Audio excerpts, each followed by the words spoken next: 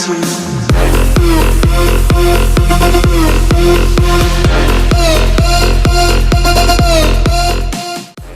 everyone, how's it going? ProGamer007 here, and today I shall be reacting to movie sequels by TheOdd1sOut. If you haven't seen it for yourself, the original link is in the description below, and without further ado, let's get on with the show.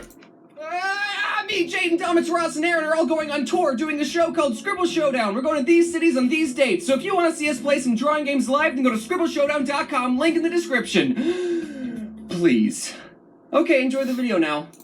Sorry mate, I don't live in the US. Do you all remember that classic kids movie made in the 70s about a pig and a spider? Yeah, Charlotte's Web?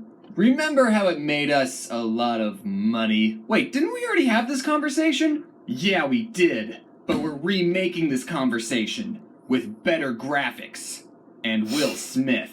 But why would we remake something that's already good on its own when we could be making something totally original? Because, Ethan, we don't want to take risks, and this'll make us more money. But won't it be obvious to the audience that we're only doing these remakes for the money? They'll watch it anyways. I don't want you to think that I think that all sequels and remakes are bad. One of my favorite movies is a spin-off. And I'm very excited for the remake of The Dark Crystal to come out. And if you think I'm going to make a video talking about it when it comes out, you are absolutely correct. So Disney is remaking a bunch of classical movies into live action. They did it with Tarzan, Alice in Wonderland, and they did it with 101 Dalmatians twice. And as someone who enjoys cartoons... I've never seen the real-life 101 Dalmatians, but I have seen the two cartoon ones, such as the original and Patch's London Adventure.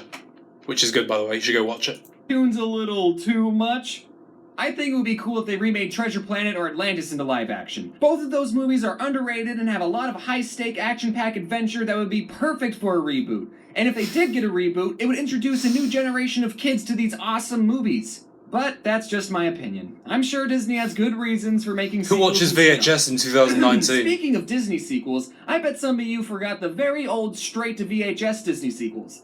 I try to forget about them every day. You can have your own opinion on the Disney sequels, but all the ones that went straight to VHS are terrible. Even The Lion King 2? That one emo lion was kinda hot. Did I stutter? I know all those sequels were technically done by a different studio. Oh, the nostalgia. Let's just hope that Disney will finally break the bad sequel streak with Frozen 2. Or they should just let it go. Straight to VHS.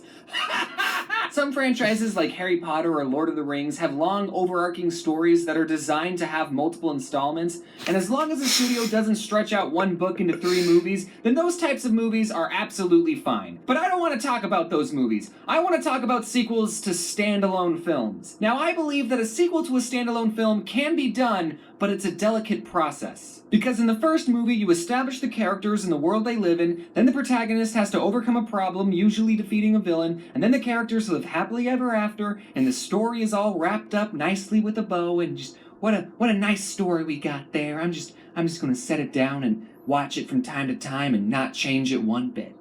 But then a sequel comes along and says, oh, you thought the characters lived happily ever after? And then rips off the nice bow and says there's another more evil villain who wasn't mentioned in the first movie for some reason. If a sequel turns out bad, it can devalue the original movie. There's a reason we don't talk about Atlantis 2 or Pocahontas 2.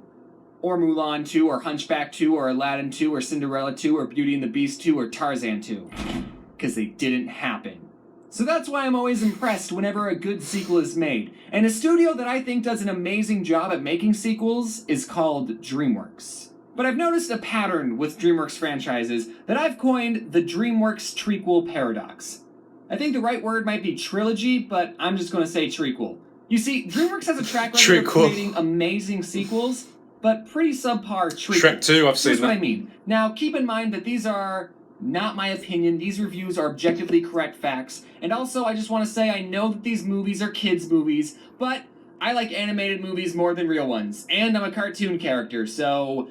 Shrek 1. Great movie, great characters, great message, 10 onion layers out of 10. Shrek 2, it's the first movie in history to be better than the original, and it created the best music video of all time. I need 11 heroes out of 10. Shrek 3?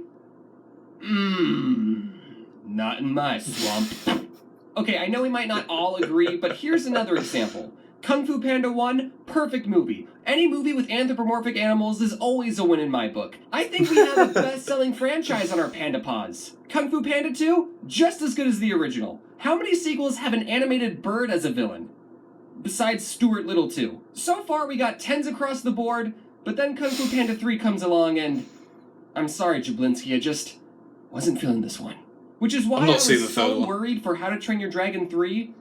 And let's just say the DreamWorks trequel paradox didn't break its trend. However, there's one franchise that doesn't follow the DreamWorks trequel paradox, and it haunts my dreams. Works. And that franchise is Madagascar. I remember loving this movie as a kid, and apparently I wasn't the only kid who enjoyed it, because it made $193,595,521. So DreamWorks made 2 more of these movies, and created the thing that haunts my dreams. Now, personally, I don't really care for these movies. They're fine. I haven't rewatched them at all, so 5 out of 10. But there's another movie in this franchise. A movie that shouldn't be as good as it is, and honestly, I'm a little embarrassed to admit that it might make the list of my top 5 favorite movies. I don't think enough people are talking about this movie, so I'm going to be the one who breaks the ice. That metaphor is relevant because we're talking about Penguins of Madagascar. Penguins of Madagascar is the best movie that features penguins ever. Better than Happy Feet and Happy Feet 2, and it's 1,000 times more realistic than March of the Penguins. There's a scene where the penguins fall off an airplane and go hopping from one airplane to another. It's so entertaining, and it's all done in one continuous camera shot, so I'm not talking with a hint of irony when I say that this scene is a cinematic masterpiece. I don't remember when I first watched Penguins of Madagascar. It came out when I was 18, so I'm probably not the target demographic, but I remember after watching it thinking, wow. That's a good movie. And I did.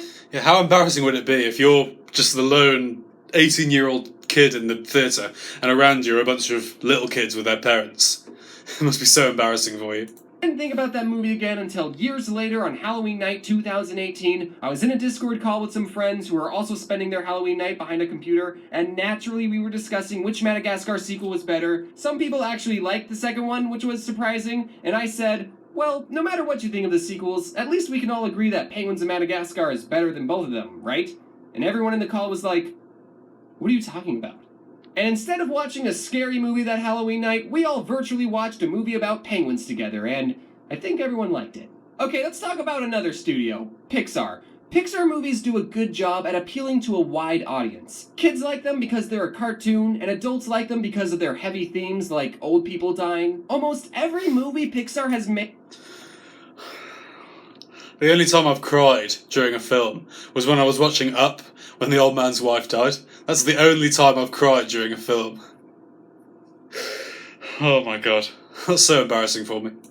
Has been a cinematic classic. Penguins of Madagascar, however, is not one of those emotionally inducing movies. It doesn't teach a thought-provoking life lesson. It's an hour and a half of penguins fighting an octopus, and I love it. Every morning when I watch Penguins of Madagascar, I feel like a kid again. I am jealous of the writing in this movie. Okay, there's one fart joke, but that's my only complaint. Now, do I think Penguins is better than all of these Pixar movies? No, definitely not. But I do think this movie is really good, and IMDb gave it a 6.7 when it clearly deserves a 10. I don't know if this video convinced you to watch Penguins of Madagascar, but if you're retroactively looking for the next summer blockbuster movie to watch, then it's got my recommendation. James, are you being sponsored by Penguins? I wish. There wasn't really a point to this video. I just wanted an excuse to talk about my favorite DreamWorks spinoff. So, in conclusion, I'm really excited for The Dark Crystal 2 coming out on Netflix. The show's being released on August 30th, which is coincidentally this channel's That's the day before my birthday. My birthday's on August the 31st. Year anniversary. I'll be turning 21. So don't expect me to work that day. Okay, admittedly, this video went off the rails a tiny... I guess that's it. That was very interesting. I think Pixar movies aren't that bad. My favourite being Cars 1, 2 and 3. Monsters Inc., obviously, and obviously Toy Story. I've yet to see Toy Story 4. I have another sip of beer, because I feel like it. Gotta love Carling. Yeah, so, that's kind of it, really. Hope you Hope you lot enjoyed that as much as I did. Sorry, I feel drunk already. I've only had one beer, but I feel like I'm wasted. But anyway, thanks very much for watching, and I'll see you all next week. I'm going to go have a lie down. Look around you.